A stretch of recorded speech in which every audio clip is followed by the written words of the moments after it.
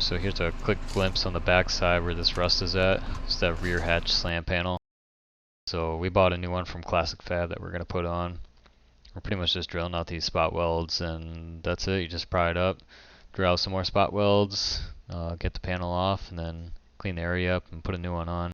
When I went to go buy this car, that's the first thing that stuck out was how bad this backside was.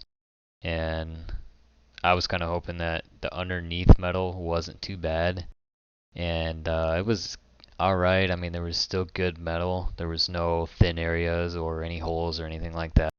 Looking back, I think I would have preferred to maybe sandblast this area. At the time, I didn't have one. I eventually got one from Harbor Freight that worked out pretty good. I kind of used on the rest of the area, some of the inner structures. I ended up using this drill and my Dremel with like a small wire wheel. I hate using the smaller wire wheels like that. They end up flying off and they get stuck in your pants or your hoodie.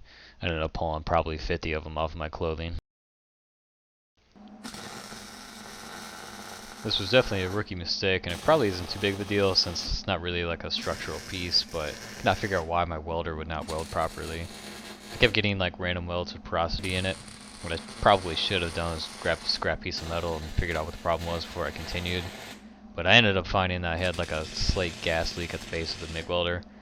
I found it out maybe like a couple welds before I finished, and then after that they were perfectly fine.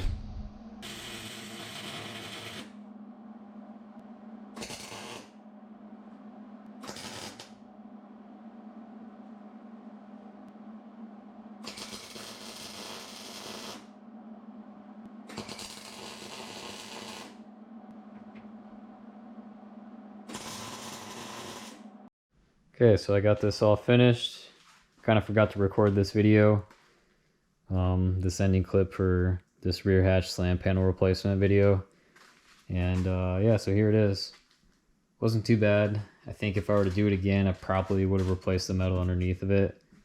This is the first panel I did, and I don't know, kind of looking back, if I'm going to this extent of ripping apart all these inner structures and cleaning everything up and replacing what I need to, I probably should have just did the bottom side of this too, but it's alright. I'm not taking it apart. It's finished.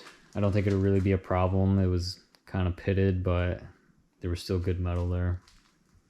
So yep, moving on to the next one.